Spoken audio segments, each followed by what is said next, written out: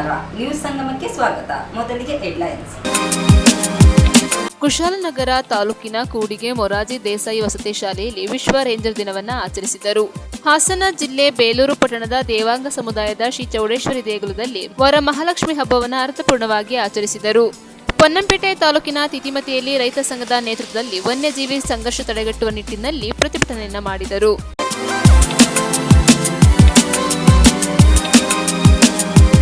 ಕುಶಾಲನಗರ ತಾಲೂಕಿನ ಕೂಡಿಗೆ ಮೊರಾರ್ಜಿ ದೇಸಾಯಿ ವಸತಿ ಶಾಲೆಯಲ್ಲಿ ವಿಶ್ವ ರೇಂಜರ್ ದಿನವನ್ನು ಆಚರಿಸಲಾಯಿತು. ಕುಶಾಲನಗರ ತಾಲೂಕಿನ ಕೂಡಿಗೆ ಮೊರಾರ್ಜಿ ದೇಸಾಯಿ ವಸತಿ ಶಾಲೆಯಲ್ಲಿ ವಿಶ್ವ ರೇಂಜರ್ ದಿನದ ಅಂಗವಾಗಿ ಅರಣ್ಯ ತರಬೇತಿ ಕೇಂದ್ರ ಕುಶಾಲನಗರ ಇವರ ವತಿಯಿಂದ ಕಾರ್ಯಕ್ರಮವನ್ನು ಏರ್ಪಡಿಸಲಾಗಿತ್ತು.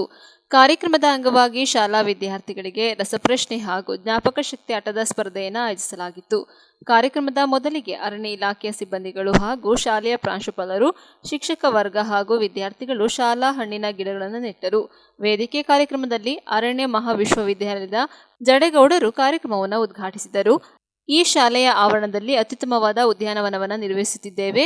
ಹಲವಾರು ಬಗೆಯ ಗಿಡಗಳನ್ನು ಹೊಂದಿದೆ. ಅದರಲ್ಲೂ ಔಷಧಿ ಸಸಿಗಳೇ ಹೆಚ್ಚು. ಇನ್ನೂ ಹೆಚ್ಚೆಚ್ಚು ಗಿಡಗಳನ್ನು ಬೆಳೆಸಿ ಪೋಷಿಸಲು ತಮ್ಮ ಸಂಪೂರ್ಣ ಬೆಂಬಲವನ್ನು ನೀಡುತ್ತೇವೆ ಎಂದು ಭರವಸೆ ನೀಡಿದರು. ಕಾರ್ಯಕ್ರಮದ ಗೌರವ ಅಧ್ಯಕ್ಷರಾದ ಶ್ರೀನಿವಾಸ್ ನಾಯಕ್, ಸಹಾಯ ಅರಣ್ಯ ಸಂರಕ್ಷಣಾಧಿಕಾರಿಗಳು, ಅರಣ್ಯ ತರಬೇತಿ ಕೇಂದ್ರ ಕುಶಾಲನಗರ ಇವರು ಕಾರ್ಯಕ್ರಮವನ್ನು ಉದ್ದೇಶಿಸಿ ಮಕ್ಕಳಿಗೆ ಪರಿಸರದ ಮಹತ್ವದ ಬಗ್ಗೆ ತಿಳಿಸಿದರು. ಶಾಲೆಯ ಕ್ರಾಫ್ಟ್ ಶಿಕ್ಷಕರಾದಂತಹ ದಿನೇಶಾಚಾರಿ HP ಇವರು ಕಾರ್ಯಕ್ರಮದ ಸಂಪೂರ್ಣ ಜವಾಬ್ದಾರಿಯನ್ನು ವಹಿಸಿದ್ದರು. ಕಾರ್ಯಕ್ರಮದಲ್ಲಿ ಶ್ರೀ ಕೊಟ್ರೇಶ್ ಕೆ, ರವಿಚಂದ್ರ, ನಳಿನಿ, ರಘು, ಶಿಕ್ಷಕರಾದ ಅಮೃತ KV, ನಾಗೇಂದ್ರ, ಮಂಜು, ದೊಡ್ಡಯ್ಯ, ನಳಿನಿ, ಕವಿತಾ, ಪರಿಣಾಕ್ಷಿ, ತ್ರಿವೇಣಿ, ಮೀನಾ, ಜಗದೀಶ್ ಉಪಸ್ಥಿತರಿದ್ದರು. ಕಾರ್ಯಕ್ರಮದ ಕೊನೆಯಲ್ಲಿ ಅರಣ್ಯ ಇಲಾಖೆ ವತಿಯಿಂದ ಸ್ಪರ್ಧೆಯಲ್ಲಿ ಗೆದ್ದ ವಿದ್ಯಾರ್ಥಿಗಳಿಗೆ ಬಹುಮಾನವನ್ನು ನೀಡಲಾಯಿತು ಹಾಗೂ ಎಲ್ಲ ಮಕ್ಕಳಿಗೆ ಸಿಹಿ ವಿತರಿಸಲಾಯಿತು. Shri Gauri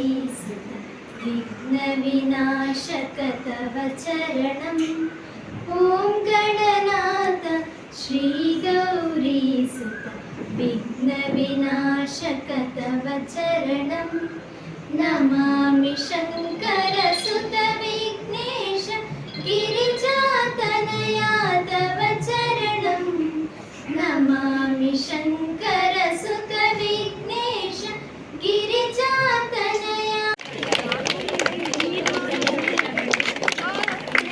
The last one? Recreation. And some of them are very good at memory. They could able to identify. One of the girls got first prize.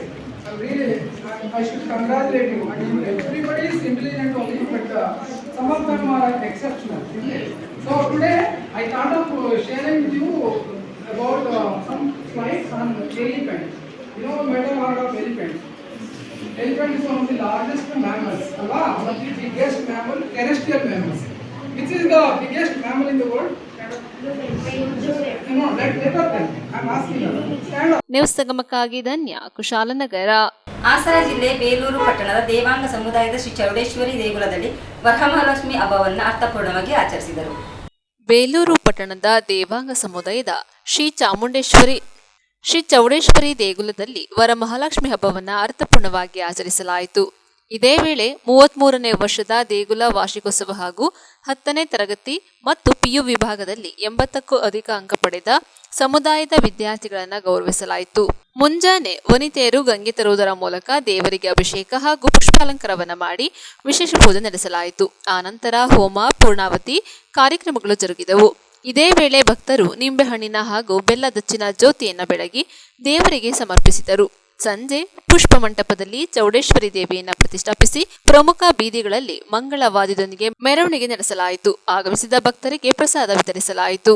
ಇದೇ ವೇಳೆ ಮಾಧ್ಯಮದೊಂದಿಗೆ ಮಾತನಾಡಿದ ದೇವಾಂಗ ಸಂಘದ ಅಧ್ಯಕ್ಷ ವಸಂತ ಶೇಖರ್, ದೇಗುಲದ 33ನೇ ವರ್ಷದ ವಾರ್ಷಿಕೋತ್ಸವ ಹಾಗೂ ವರಮಹಾಲಕ್ಷ್ಮಿ ಹಬ್ಬವನ್ನ ಭಕ್ತರೆಲ್ಲರೂ ಸಹಕಾರದಿಂದ ಆಚರಿಸಲಾಗಿದೆ. ದೇವಾಂಗ ಸಮುದಾಯದ 10ನೇ ತರಗತಿ ಹಾಗೂ PU ಹಂತದಲ್ಲಿ 80 ಅಂಕ ಗಳಿಸಿದ ವಿದ್ಯಾರ್ಥಿಗಳನ್ನು ಗೌರವಿಸಲಾಗಿದೆ. ಈ ಎಲ್ಲಾ ಕಾರ್ಯಕ್ರಮಗಳಿಗೆ ಭಕ್ತಾದಿಗಳ ಸಹಕಾರ ಅತಿ ಮುಖ್ಯ ಹಾಗೂ ದೇವಾಂಗ ಸಂಘದಿಂದ ಕಲ್ಯಾಣ ಮಂಟಪವನ್ನು ನಿರ್ಮಾಣ ಮಾಡಲಾಗುತ್ತಿದ್ದು ಸಮುದಾಯದವರು ಹೆಚ್ಚಿನ ಸಹಕಾರವನ್ನು ನೀಡುವಂತೆ ಮನವಿ ಮಾಡಿದರು.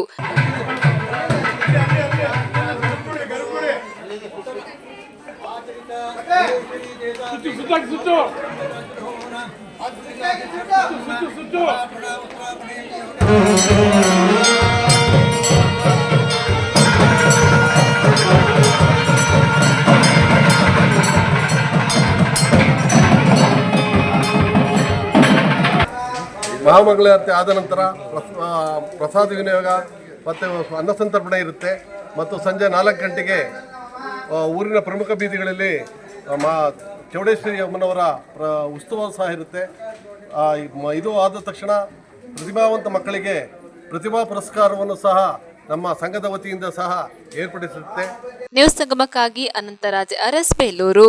ಪೊನ್ನಂಪೇಟೆ ತಾಲೂಕಿನ ತಿತಿಮತಿಯಲ್ಲಿ ರೈತ ಸಂಘದ ನೇತೃತ್ವದಲ್ಲಿ ವನ್ಯಜೀವಿ ಸಂಘರ್ಷ ತಡೆಗಟ್ಟುವ ನಿಟ್ಟಿನಲ್ಲಿ ಪ್ರತಿಭಟನೆಯನ್ನ ಮಾಡಿದರು. ಕೊಡಗು ಜಿಲ್ಲೆಯಲ್ಲಿ ಕಾಡು ಪ್ರಾಣಿಗಳ ಹಾವಳಿಯಿಂದ ರೈತರು, ಕಾರ್ಮಿಕರು, ಶಾಲಾ ವಿದ್ಯಾರ್ಥಿಗಳು, ಸಾರ್ವಜನಿಕರು ನೆಮ್ಮದಿಯ ಜೀವನ ನಡೆಸಲು ಸಾಧ್ಯವಾಗದಂತಹ ಪರಿಸ್ಥಿತಿ ನಿರ್ಮಾಣವಾಗಿದ್ದು, ಕೂಡಲೇ ಕಾಡು ಪ್ರಾಣಿಗಳ ಹಾವಳಿಯನ್ನ ಶಾಶ್ವತವಾಗಿ ತಡೆಗಟ್ಟದಿದ್ದಲ್ಲಿ ಕೊಡಗು ಬಂದ್ಗೆ ಕರೆ ನೀಡುವ ಮೂಲಕ ಬೃಹತ್ ಹೋರಾಟ ಮಾಡಬೇಕಾಗುತ್ತದೆ ಎಂದು ಕೊಡಗು ರೈತ ಸಂಘದ ಅಧ್ಯಕ್ಷ ಮನು ಸೋಮಯ್ಯ ಎಚ್ಚರಿಸಿದರು. ಮಾನವ ಹಾಗೂ ವನ್ಯಜೀವಿ ಸಂಘರ್ಷ ತಡೆಗಟ್ಟುವ ನಿಟ್ಟಿನಲ್ಲಿ ಪೊನ್ನಂಪೇಟೆ ತಾಲೂಕಿನ ತಿತಿಮತಿಯಲ್ಲಿ ರೈತ ಸಂಘದ ನೇತೃತ್ವದಲ್ಲಿ ಆಯೋಜಿಸಲಾಗಿದ್ದ ಮಾನವ ಸರಪಳಿ ಹಾಗೂ ಪ್ರತಿಭಟನಾ ಮೆರವಣಿಗೆಯಲ್ಲಿ ಕೊಡಗು ಜಿಲ್ಲೆಯ ನಾನಾ ಭಾಗಗಳಿಂದ ಹೆಚ್ಚಿನ ಸಂಖ್ಯೆಯ ರೈತರು, ಕಾರ್ಮಿಕರು ಪಾಲ್ಗೊಂಡಿದ್ದರು. ನಂತರ ಅರಣ್ಯ ಭವನದ ಆವರಣದಲ್ಲಿ ಆಯೋಜಿಸಲಾಗಿದ್ದ ಸಭೆಯಲ್ಲಿ ಅರಣ್ಯ ಇಲಾಖೆ ಅಧಿಕಾರಿಗಳನ್ನು ತರಾಟೆಗೆ ತೆಗೆದುಕೊಂಡರು. ಕೊಡಗು ಜಿಲ್ಲಾ ರೈತ ಸಂಘದ ಅಧ್ಯಕ್ಷ ಮನು ಸೋಮಯ್ಯ ಮಾತನಾಡಿ, ನಿರಂತರ ಕೃಷಿ ಫಸಲುಗಳನ್ನು ನಾಶ ಮಾಡುವುದರ ಮೂಲಕ ಕಾರ್ಮಿಕರು, ಬೆಳೆಗಾರರು, ಶಾಲಾ ವಿದ್ಯಾರ್ಥಿಗಳಲ್ಲಿ ಆತಂಕ ಸೃಷ್ಟಿ ಮಾಡುತ್ತಿದ್ದು, ನೆಮ್ಮದಿಯ ಜೀವನ ನಡೆಸಲು ಸಾಧ್ಯವಾಗದಂತಹ ಪರಿಸ್ಥಿತಿ ನಿರ್ಮಾಣವಾಗಿದೆ ಎಂದು ಬೇಸರ ವ್ಯಕ್ತಪಡಿಸಿದರು. ಅರಣ್ಯ ಇಲಾಖೆ ಯಾವುದೇ ಶಾಶ್ವತ ಯೋಜನೆಗಳನ್ನು ರೂಪಿಸದೆ ಕಾಟಾಚಾರಕ್ಕೆ ಅವೈಜ್ಞಾನಿಕವಾಗಿ ಕಾಮಗಾರಿಗಳನ್ನು ಮಾಡುವುದರ ಮೂಲಕ ತೆರಿಗೆ ಹಣವನ್ನು ಪೋಲು ಮಾಡುತ್ತಿದ್ದಾರೆ ಎಂದು ಆರೋಪಿಸಿದರು. ಕೊಡಗು ಜಿಲ್ಲಾ ಕಾರ್ಮಿಕ ಸಂಘಟನೆಯ ಮುಖಂಡ ಪಿಆರ್ ಭರತ್ ಮಾತನಾಡಿ, ಕೊಡಗು ಜಿಲ್ಲೆಯಲ್ಲಿ ಆನೆ ಮಾನವ ಸಂಘರ್ಷ ಮಿತಿ ಮೀರಲು ಅರಣ್ಯ ಇಲಾಖೆ ಅಧಿಕಾರಿಗಳೇ ಕಾರಣ. ವರ್ಷವಿಡೀ ಕಷ್ಟಪಟ್ಟು ಬೆಳೆದ ಕೃಷಿ ಫಸಲುಗಳು ಕಾಡು ಪ್ರಾಣಿಗಳ ಪಾಲಾಗುತ್ತಿದ್ದು, ರೈತರು ಸಂಕಷ್ಟ ಎದುರಿಸುವಂತಾಗಿದೆ ಎಂದರು. ಇದೇ ಸಂದರ್ಭ ನಾಗರಹೊಳೆ ಹುಲಿ ಸಂರಕ್ಷಿತ ಪ್ರದೇಶದ ಅಧಿಕಾರಿ ಸೀಮಾ, ಅರಣ್ಯ ಸಂರಕ್ಷಣಾಧಿಕಾರಿ ಜಗನ್ನಾಥ್, ಉಪ ಅರಣ್ಯ ಸಂರಕ್ಷಣಾಧಿಕಾರಿ ನೆಹರು, ಕೊಡಗು ರೈತ ಸಂಘದ ಜಿಲ್ಲಾ ಪ್ರಧಾನ ಕಾರ್ಯದರ್ಶಿ ಸುಜಯ್ ಬೋಪಯ್ಯ, ಜಿಲ್ಲಾ ಪ್ರಧಾನ ಸಂಚಾಲಕರಾದ ಸುಭಾಷ್ ಸುಬ್ಬಯ್ಯ, ಸಹ ಕಾರ್ಯದರ್ಶಿ ಚಂಗಪ್ಪ, ಜಿಲ್ಲಾ ಖಜಾಂಚಿ ಸಬಿತಾ ಭೀಮಯ್ಯ, ವಿರಾಜಪೇಟೆ ತಾಲೂಕು ಅಧ್ಯಕ್ಷರಾದ ಭವಿಕುಮಾರ್, ಸೋಮವಾರಪೇಟೆ ಪೂವಯ್ಯ, ಪೊನ್ನಂಪೇಟೆ ತಾಲೂಕು ಅಧ್ಯಕ್ಷರಾದ ಮಂಜು ಸಂಪತ್ ಸೇರಿದಂತೆ ಕಾರ್ಮಿಕ ಸಂಘಟನೆ ಪ್ರಮುಖರು ಸೇರಿದಂತೆ ಬೆಳೆಗಾರರು, ವಿದ್ಯಾರ್ಥಿಗಳು ಹಾಜರಿದ್ದರು.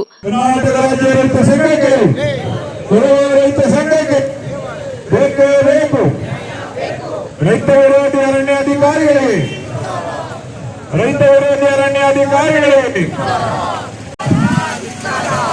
ಹೆಸರಿನಲ್ಲಿ ಭ್ರಷ್ಟಾಚಾರ ಮಾಡುತ್ತಿರುವ ಅಧಿಕಾರಿಗಳಿಗೆ ಹೇಳಿರಿ ಧಿಕ್ಕಾರ. ಹೋರಾಟ ಹೋರಾಟ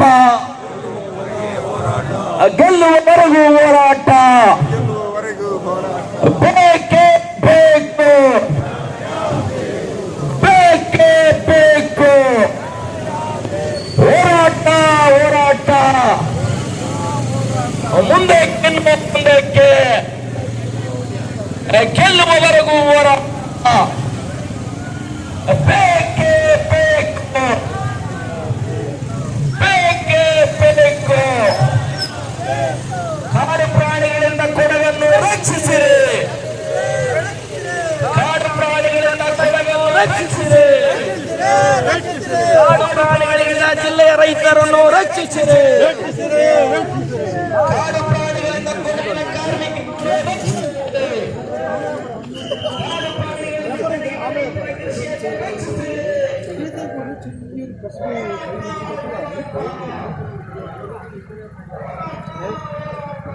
ಒಂದು ಸಭೆಯ ಗಂಭೀರತೆನ ಯಾವ ತರ ಕಾಪಾಡ್ಕೋಬೇಕು ಅಂತ ಹೇಳುವಂತನ ಇಲ್ಲಿ ಇರೋ DCFs ಅವರು ಸಮೇತ ಅರ್ಥ ಮಾಡ್ಕೋಬೇಕು. ಇವರು ಆರಾಮಾಗಿ ಚೇರಲ್ಲಿ ಕೂತ್ಕೊಳ್ಳೋದು, ಅಲ್ಲಿ ರೈತರು ಕಾರ್ಮಿಕರು ನಿಂತ್ಕೊಳ್ಳೋದು. ಯಾಕೆ ಅರಣ್ಯ CCF ನಿಂತ್ಕೊಳ್ಬಾರ್ದು ಇಲ್ಲಿ? She needs a chair to sit and the farmers and the laborers understand. What is this? Nothing. You hold on, please. You don't dictate anything here. You please be seated. First ತಿಳ್ಕೊಳ್ರಿ, ನೀವು ರೈತರಿಗೆ ಕೊಡೋ ಗೌರವ, ಕಾರ್ಮಿಕರ ಗೌರವನ ಮೊದಲು ತಿಳ್ಕೊಳ್ಳಿ. We don't need any explanation from you. Okay, you be quiet. Let me continue. You will get a chance to speak. ಏನ್ chair ಇಲ್ಲ ಅಂತ ಹೇಳಿದ್ರೆ ಬಾಡಿಗೆಗೆ ಚೇರ್ ಬರುತ್ತೆ ರೀ. ಒಂದ್ ಚೇರ್ ತರ್ಸಕ್ಕಾಗೋದಿಲ್ಲ ನಿಮ್ಗೆ? ಎಷ್ಟು ಸಭೆಗಳನ್ನ ಇಲ್ಲಿ ಮಾಡಿದೀವಿ ನಾವು. ಒಂದು ಅಷ್ಟೊಂದು ನಿಮ್ಗೆ ಒಂದು ಸಣ್ಣ ಗೌರವ ಇಲ್ಲ ಅಂತ ಹೇಳಿದ್ರೆ ನೀವು ಯಾವ ತರದಲ್ಲಿ ನೀವು ಅಧಿಕಾರಿಯಾಗಿ ಇಲ್ಲಿ ಕಾರ್ಯನಿರ್ವಹಿಸ್ತೀರಾ? ಒಂದು. ಎರಡನೇದು, ಈ ಸಭೆಯಲ್ಲಿ ನಾವು ಬಂದಿರೋದು ಏನು ಇಲ್ಲಿ ಸಂಘರ್ಷ ಮಾಡ್ಲಿಕ್ಕೆ ಅಲ್ಲ, ಗಲಾಟೆನೋ ಇನ್ನೊಂದಲ್ಲ. ನಮಗೆ ಶಾಶ್ವತವಾದಂತಹ ಪರಿಹಾರವನ್ನ ಕಂಡುಕೊಳ್ಳಕ್ಕೆ. ನಮಗೆ ಈಗ ನಮ್ಮ ಜಗನ್ನಾಥ್ ಅವರು DF ಅವರು ವಿರಾಜಪೇಟೆ ಮಾತಾಡಿದ್ರು, ಏನು ಕಾನೂನು ಇದೆ, ಏನು ಚೌಕಟ್ಟಲ್ಲಿ ಏನ್ ಮಾಡ್ಬೋದು, ಇದು ಒಂದು ಹೇಳಲಿಕ್ಕೆ ನೀವು ನಾವು 10 ಲಕ್ಷ 15 ಲಕ್ಷವನ್ನ ಮಾಡ್ಲಿಕ್ಕೆ ಸಾಧ್ಯ ಆಗಿದೆ. ಕಾಫಿ ಗಿಡದ ನಷ್ಟಕ್ಕೆ ಒಂದಿಷ್ಟು ಜಾಸ್ತಿ ಮಾಡ್ಲಿಕ್ಕೆ ಸಾಧ್ಯ ಆಗಿದೆ. ಬಹುಶಃ ಅರಣ್ಯ ಅಧಿಕಾರಿಗಳು ಮತ್ತು ಆಡಳಿತ ಮಂಡಳಿಗೆ ಅದು ಬಹಳ ಸಂತೋಷ ಆಗಿದೆ. ಸತ್ತರೆ ದುಡ್ಡು ಕೊಟ್ರೆ ಸಾಕು, ಬಾಕೆಲ್ಲವೂ ಮುಕ್ತಾಯ ಆಗುತ್ತೆ ಅನ್ನೋತಕ್ಕಂಥ, ಅಂದ್ರೆ ಮನುಷ್ಯ ಸತ್ತರೆ 15 ಲಕ್ಷ ಇದೆ, ಕೊಟ್ರೆ ಸಾಕು ಸಮಾಧಾನ ಆಗುತ್ತೆ ಅನ್ನತಕ್ಕಂಥ ರೀತಿಯಲ್ಲಿ ಅವ್ರು ಇದ್ದಾರೆ. ಕಾಫಿ ಗಿಡ ಅಥವಾ ಇನ್ನೇನೋ ಗಿಡಗಳು ನಡ್ಸಾದ್ರೆ ಅದಕ್ಕೆ ಹೆಚ್ಚು ಬರ್ತದ ದುಡ್ಡು, ಇವ್ರು ಇನ್ನೂ ಪ್ರಶ್ನೆ ಮಾಡಲ್ಲ. ಇನ್ನೊಂದು ವರ್ಷದ ಬಂದಾಗ ಇನ್ನೊಂದು 5 ಲಕ್ಷ 2 ಲಕ್ಷ ಸೇರ್ಸೋಣ ಅಂತಕ್ಕಂಥ ರೀತಿ. ಒಂದು ಅರಣ್ಯ ಅಧಿಕಾರಿಗಳಲ್ಲಿ ನಾನು ಹೇಳ್ತಾ ಇದ್ದೀನಿ, 15 ಲಕ್ಷನೋ 25 ಲಕ್ಷನೋ 30 ಲಕ್ಷನೋ ಕೊಟ್ರೆ ಒಂದು ಕುಟುಂಬದ ಅಂಗ ಕಳ್ಕೊಂಡ್ರೆ ಆ ಮನೆಯ ಒಳಗಡೆ ಸಮಾಧಾನ ಸಿಗಲ್ಲ ಅನ್ನತಕ್ಕಂಥದ್ದನ್ನ ನೀವು ಅರ್ಥ ಮಾಡ್ಕೋಬೇಕಾಗಿದೆ.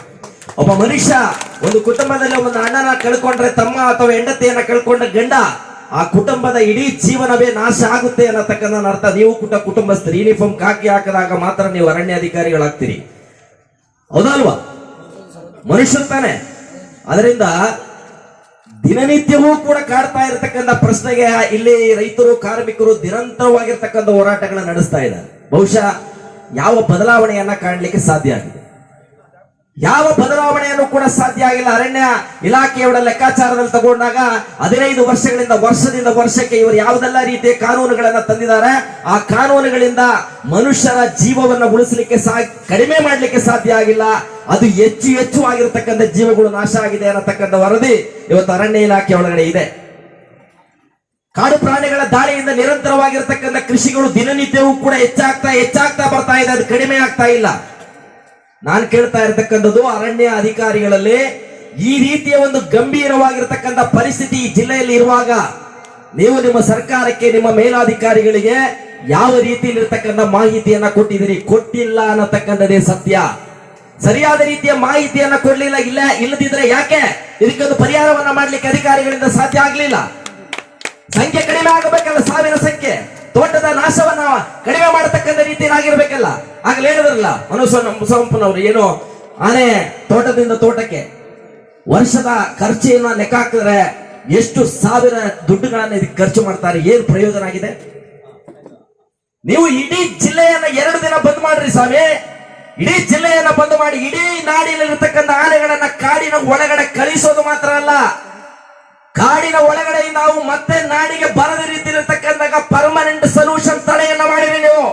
ಅದು ಮಾಡದೆ ತೋಟದಿಂದ ತೋಟಕ್ಕೆ ಕಳಿಸ್ತಾ ಕಾಲಹರಣವನ್ನ ಮಾಡ್ತಾ ನಾವು ಕಟ್ಟತಕ್ಕಂಥ ತೆರಿಗೆಯನ್ನ ಬೇಕಾಬಿಟ್ಟು ಖರ್ಚು ಮಾಡ್ಲಿಕ್ಕೆ ಅಲ್ಲ, ನಾವು ತೆರಿಗೆಯನ್ನ ಕಟ್ತಾ ಇರತಕ್ಕಂಥದನ್ನ ಅಧಿಕಾರಿಗಳು ಅರ್ಥ ಮಾಡ್ಕೋಬೇಕಾಗಿದೆ.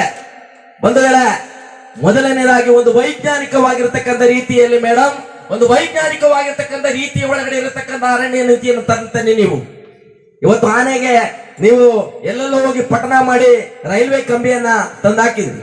ಆನೆ ಅದಕ್ಕಿಂತ ಬುದ್ಧಿ ಇದೆ, ಮಧ್ಯದ ಒಳಗಡೆ ಆನೆ ನುಗ್ತಾ ಇದೆ. ಆನೆ ಮಧ್ಯದ ಒಳಗಡೆ ನುಗ್ಲಿಕ್ಕೆ ಇರತಕ್ಕಂಥ ರೀತಿಯಲ್ಲಿ ಕಂಬಿ ಹಾಕೋದಾದ್ರೆ ಅದಕ್ಕೆ ಬೇಕಾಗಿ ಇಷ್ಟು ಕೋಟಿಗಟ್ಟಲೆ ಕೆಲಸ ಮಾಡತಕ್ಕಂಥ ದುಡ್ಡನ್ನ ವೆಚ್ಚ ಮಾಡೋದಾದ್ರೆ ಏನ್ ಅರ್ಥ? ಅದಲ್ಲಿ ಅವಶ್ಯಕತೆ ಏನಿದೆ?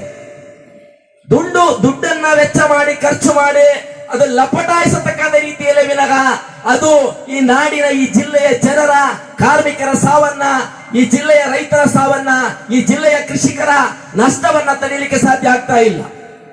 ಗುಂಡಿಗಳನ್ನ ತೋಡ್ತಾರೆ ಆನೆಗಳು. ಗುಂಡಿಯನ್ನ ಆರಾಮವಾಗಿ ಹತ್ತಿ ಬರ್ತಾ ಇರತಕ್ಕಂಥದ್ದು ವೈಜ್ಞಾನಿಕವಾಗಿರ್ತಕ್ಕಂಥದ್ದು ಅದು ಅಲ್ಲ. ಯಾವುದೇ ರೀತಿಯಲ್ಲಿರ್ತಕ್ಕಂಥ ಒಂದು ವೈಜ್ಞಾನಿಕವಾಗಿರ್ತಕ್ಕಂಥ ಕ್ರಮ ಇಲ್ಲಾಗಲೇ ಒಬ್ರು ಮಾತಾಡುದು. ಒಂದು ಆನೆ ಒಬ್ಬನ ಸಾಯಿಸಿದ್ರೆ ಬಹಳ ಸಿಕ್ಕಿರಲ್ಲ ಆನೆ. ಆ ಆನೆ ಸಿಗಬೇಕು ಅಂತ ಹೇಳಿದ್ರೆ ಕೇಂದ್ರಕ್ಕೆ ಪತ್ರ ಬರೀಬೇಕು. ಕೇಂದ್ರ ಸರ್ಕಾರ ಪತ್ರ ಬರೆದು ಅದಕ್ಕೆ ಉತ್ತರ ಕೊಡೋಷ್ಟೊತ್ತಿಗೆ ಅದೇ ಆನೆ ಇನ್ನೊಂದೆರಡು ಜನರ ಸಾಯಿಸಿರ್ತಾರೆ. ನೋಡಿ ಯಾವ ರೀತಿ ಇದೆ ಕೇಂದ್ರ ಸರ್ಕಾರ ಮತ್ತು ನಮ್ಮ ರಾಜ್ಯ ಸರ್ಕಾರದ ಅರಣ್ಯ ನೀತಿಗಳ ವೈಫಲ್ಯಗಳೇನಿದೆ. ಬಹುಶಃ ನಾನು ಅಧಿಕಾರಿಗಳು ಹೇಳ್ತಾ ಇರತಕ್ಕಂಥದ್ದು, ನಿಮ್ಮ ಇವತ್ತಿನ ಅರಣ್ಯ ನೀತಿಗಳೇನಿದೆ ಇದು ಸಂಪೂರ್ಣವಾಗಿರ್ತಕ್ಕಂಥ ತಪ್ಪಾಗಿರ್ತಕ್ಕಂಥ ನೀತಿ ಇದೆ. ವೈಜ್ಞಾನಿಕವಾಗಿರ್ತಕ್ಕಂಥ ಹೊಸ ನೀತಿಯನ್ನು ನೀವು ಜಾರಿಗೆ ತರಲಿಕ್ಕೆ ಸಾಧ್ಯ ಆಗಿಲ್ಲ ಅಂತ ಹೇಳಿದ್ರೆ ನಮ್ಮ ಜಿಲ್ಲೆಯಲ್ಲಿರ್ತಕ್ಕಂಥ ರೈತರು, ಇನ್ನಷ್ಟು ಜನ ರೈತರು ಸಾಯ್ತಾರೆ, ಇನ್ನಷ್ಟು ಜನ ಕಾರ್ಮಿಕರು ಸಾಯ್ತಾರೆ, ಇನ್ನಷ್ಟು ನಮ್ಮ ರೈತರ ಏನು ಮನೆಯಲ್ಲಿರ್ತಕ್ಕಂಥ ಹಸುಗಳು, ನಾಯಿಗಳು, ಮತ್ತೊಂದು ಪ್ರಾಣಿಗಳೇನಿದೆ ಇವೆಲ್ಲವನ್ನು ಕೂಡ ನಾವು ಕಳ್ಕೋಬೇಕಾಗ್ತದೆ ಅನ್ನತಕ್ಕಂಥದ್ದು ಮಾತ್ರ ಅಲ್ಲ, ಕೊಡಗು ಜಿಲ್ಲೆ ನಿಮ್ಗೆ ಗೊತ್ತಿರಬೇಕು, ನಿಮಗೆ ತೆರಿಗೆ ಕಟ್ಟತಕ್ಕಂಥ ಜಿಲ್ಲೆ, ನಿಮಗೆ ಸಂಬಳ ಬರ್ತಾ ಇರತಕ್ಕಂಥದ್ದು, ನಿಮ್ಮ ಓಡಾಡ್ಲಿಕ್ಕೆ ಪೆಟ್ರೋಲ್ ಕೊಡ್ತಾ ಇರತಕ್ಕಂಥದ್ದು ಕೊಡಗು ಜಿಲ್ಲೆಯ ಪ್ಲಾಂಟೇಶನ್ ರಂಗದ ತೆರಿಗೆ ಅನ್ನತಕ್ಕಂಥದ್ದು ನೀವು ಅರ್ಥ ಮಾಡ್ಕೋಬಿಡಿ.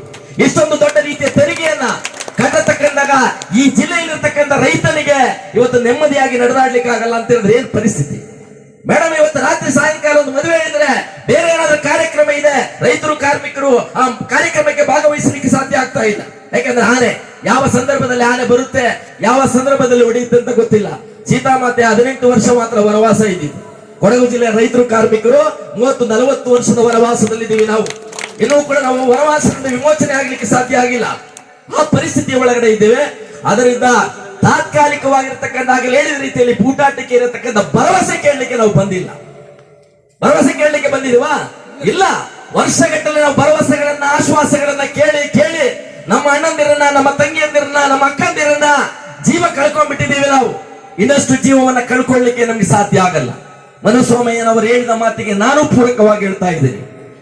ಕಾರ್ಮಿಕರು, ರೈತರು ಈ ಜಿಲ್ಲೆಯಲ್ಲಿ ಬೀದಿಗೆ ಇಳಿಯಲಿಕ್ಕೆ ಪ್ರಾರಂಭ ಆಯಿತು ಅಂತ ಹೇಳಿದ್ರೆ, ಕಾರ್ಮಿಕರು, ರೈತರು ಬೀದಿಗೆ ಇಳಿದ್ರೆ ನಿಮ್ಮ ಈ ವ್ಯವಸ್ಥೆ ಇಲ್ಲಿ ಉಳಿಯಲ್ಲ ಅನ್ನತಕ್ಕಂಥದ್ದು ನೀವು ಅರ್ಥ ಮಾಡಿಕೊಳ್ಳಿ. ಒಂದೊಂದು ಸತ್ಯ, ನಿಮ್ಮ ಕಾಡು ಪ್ರಾಣಿಗಳ ದಾಳಿಯಿಂದ ಮಾನಸಿಕವಾಗಿ ಕೊರಗಿ ನಮ್ಮವರು ಸಾಯೋದಕ್ಕಿಂತಲೂ ಕೂಡ ನಾವು ಜೈಲಿಗೆ ಹೋಗ್ಲಿಕ್ಕೆ ತಯಾರಾಗ್ತೀವಿ. ಜೈಲಲ್ಲಿ ನಿಮ್ಮ ಸರ್ಕಾರ ನಮ್ಮನ್ನ ಸಾಕಲಿಕ್ಕೆ ಇರತಕ್ಕಂಥ ತೀರ್ಮಾನವನ್ನ ಮಾಡಬೇಕಾಗ್ತದೆ ಅನ್ನತಕ್ಕಂಥದನ್ನ ಹೇಳ್ತಾ, ನಿಜವಾಗಿಯೂ ಕೂಡ ಇವತ್ತಿನ ತಾತ್ಕಾಲಿಕ ಭರವಸೆ ಅಲ್ಲ. ನೀವು ಕೇಂದ್ರ ಮತ್ತು ರಾಜ್ಯ ಸರ್ಕಾರದ 2 ನೀತಿಗಳು ಕೂಡ ಬದಲಾವಣೆ ಆಗ್ಬೇಕು. ಬಹುಶಃ ಇವಾಗ ಒಂದು ಬದಲಾವಣೆ ಇರೋದು ಒಂದೇ, ಅದು ಸಂಕೇತ್ ಪೂವಯ್ಯನವರು ನಾನು ನಮ್ಮ ಸಂಘಗಳೆಲ್ಲ ಜೊತೆಯಲ್ಲಿ ತುಂಬಾ ಹೋರಾಟ ಮಾಡಿದೀವಿ. ಬಹುಶಃ ಇವತ್ತು ಅವರಿಗೆ ಏನಾಗಿದೆ ಅಂತ ಹೇಳಿದ್ರೆ, ಆ ಕಡೆ ಉಗುಳಕ್ಕೂ ಅಲ್ಲ, ಈ ಕಡೆ ಇಳಿಸಕ್ಕೂ ಆಗದ ಪರಿಸ್ಥಿತಿಯಲ್ಲಿದ್ದಾರೆ. ಸಂಕೇತ್ ಪೂವಯ್ಯನವರಿಗೆ ನಮ್ಗೆ ಚೆನ್ನಾಗಿ ಗೊತ್ತಿದೆ, ನಾವೆಲ್ಲ ಜೊತೆಯಲ್ಲಿ ಹೋರಾಟ ಮಾಡಿದ್ರು. ಬಹುಶಃ ಇವತ್ತು ಅಧಿಕಾರದ ಜೊತೆಯಲ್ಲಿ ಇದ್ದಾರೆ ಅವರು. ಆದ್ರೆ ಪ್ರಶ್ನೆಗಳ ಬಗ್ಗೆ ಅವರಿಗೆ ಮನಸ್ಸಿನ ಇಲ್ಲಿಯವರೆಗೆ ಇದೆ, ಹೇಳಬೇಕು ಅಂತ ಹೇಳಲಿಕ್ಕಾಗಲ್ಲ. ಪರಿಸ್ಥಿತಿ ಆ ರೀತಿಯಲ್ಲಿ ಇದೆ. ಸಂಕೇತ್ ಪೂವಯ್ಯನವರು ತಕ್ಷಣಕ್ಕೆ ಸ್ಥಳ ಭೇಟಿ ಮಾಡ್ತಾರೆ, ಸಾಧ್ಯವಾದ್ರೆ ಪೊನ್ನಣ್ಣನವರು ಕೂಡ ಅಲ್ಲಿ ಭೇಟಿ ಮಾಡ್ತಾರೆ. ಚಾಲೆಂಜ್ ಅಂದ್ರೆ ಆನೆ ಸತ್ತರೆ ಅಥವಾ ಪ್ರಾಣಿಗಳ ಸಾವು ಒಂದು ರಾಜಕೀಯ ಸವಾಲುಗಳಾಗಿ ಇವತ್ತು ತಗೊಂಡೋಗ್ತಾರೆ. ಸಿಂಪತಿ ಕ್ರಿಯೇಟ್ ಮಾಡತಕ್ಕಂಥ ರಾಜಕಾರಣ ಆಗ್ತಾ ಇದೆ. ನಮಗೆ ಸಿಂಪತಿ ರಾಜಕಾರಣ ಅಲ್ಲ, ನಮಗೆ ಬೇಕಾಗಿರತಕ್ಕಂಥದ್ದು ಕಾಡು ಪ್ರಾಣಿಗಳ ದಾಳಿಯಿಂದ ಮನುಷ್ಯ ಜೀವ ಕಾಯಂ ಆಗಿ ಬದುಕಲಿಕ್ಕೆ ಇರತಕ್ಕಂತಹ ಒಂದು ವ್ಯವಸ್ಥೆಗೆ ಸಂಕೇತ್ ಪೂವಯ್ಯನವರು ಬೀದಿಗೆ ಬರಬೇಕು, ನಮ್ಮ ಜೊತೆಗೆ ಹೋರಾಟಕ್ಕೆ ಇಳಿಬೇಕು ಅಂತ ಹೇಳಿ ನಾನು ಈ ಸಂದರ್ಭದಲ್ಲಿ ಅವ್ರನ್ನ ವಿನಂತಿಸ್ತಾ ಇದ್ದೀನಿ.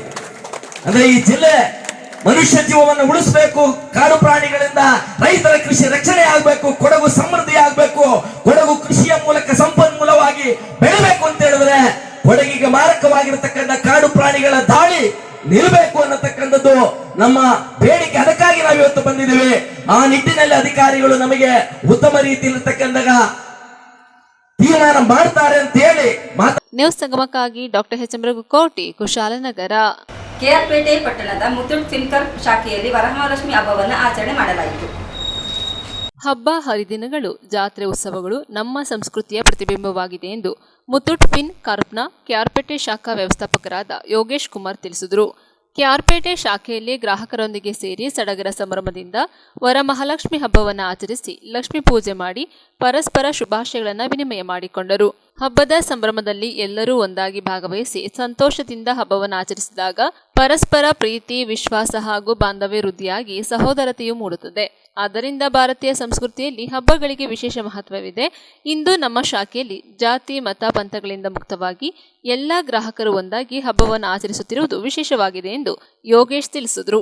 ಕಾರ್ಯಕ್ರಮದಲ್ಲಿ ವಿಶ್ರಾಂತ ಪ್ರಾಂಶುಪಾಲರಾದ ಡಾಕ್ಟರ್ ಕೆ ಕಾಳೇಗೌಡ, ಪುರಸಭೆ ಮಾಜಿ ಸದಸ್ಯರಾದ ಕೆಆರ್ ನೀಲಕಂಠ, ಸಿಬ್ಬಂದಿಗಳಾದ ರೇಷ್ಮಾ, ನಂದೀಶ್, ದಿನೇಶ್, ಪ್ರಮೋದ್ ಹಾಗೂ ಗ್ರಾಹಕರು ವರಮಹಾಲಕ್ಷ್ಮಿ ಹಬ್ಬದ ಪೂಜಾ ಸಂಭ್ರಮದಲ್ಲಿ ಭಾಗವಹಿಸಿದ್ದರು. ಈ ದಿನ ನಮ್ಮ ಶಾಖೆಯಲ್ಲಿ ವರಮಹಾಲಕ್ಷ್ಮಿ ಹಬ್ಬವನ್ನು ಆಚರಣೆ ಮಾಡಿದ್ದೇವೆ. ಜೊತೆಗೆ ಗ್ರಾಹಕರು ಸೇರಿ ಈ ಹಬ್ಬದಲ್ಲಿ ಹಬ್ಬನ ಸೆಲೆಬ್ರೇಷನ್ ಮಾಡಿದ್ದಾರೆ.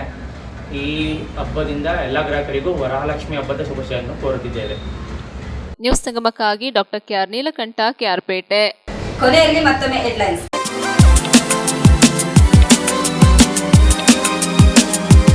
ಕುಶಾಲನಗರ ತಾಲೂಕಿನ ಕೂಡಿಗೆ ಮೊರಾರ್ಜಿ ದೇಸಾಯಿ ವಸತಿ ಶಾಲೆಯಲ್ಲಿ ವಿಶ್ವ ರೇಂಜರ್ ದಿನವನ್ನು ಆಚರಿಸಿದರು. ಹಾಸನ ಜಿಲ್ಲೆ ಬೇಲೂರು ಪಟ್ಟಣದ ದೇವಾಂಗ ಸಮುದಾಯದ ಶ್ರೀ ಚೌಡೇಶ್ವರಿ ದೇಗುಲದಲ್ಲಿ ವರಮಹಾಲಕ್ಷ್ಮಿ ಹಬ್ಬವನ್ನು ಅರ್ಥಪೂರ್ಣವಾಗಿ ಆಚರಿಸಿದರು. ಪೊನ್ನಂಪೇಟೆ ತಾಲೂಕಿನ ತಿತಿಮತಿಯಲ್ಲಿ ರೈತ ಸಂಘದ ನೇತೃತ್ವದಲ್ಲಿ ವನ್ಯಜೀವಿ ಸಂಘರ್ಷ ತಡೆಗಟ್ಟುವ ನಿಟ್ಟಿನಲ್ಲಿ ಪ್ರತಿಭಟನೆಯನ್ನು ಮಾಡಿದರು.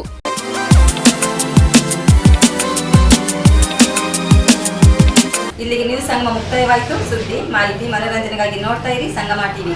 ವಂದನೆಗಳೊಂದಿಗೆ ಮಂಜು ಬಿಆರ್.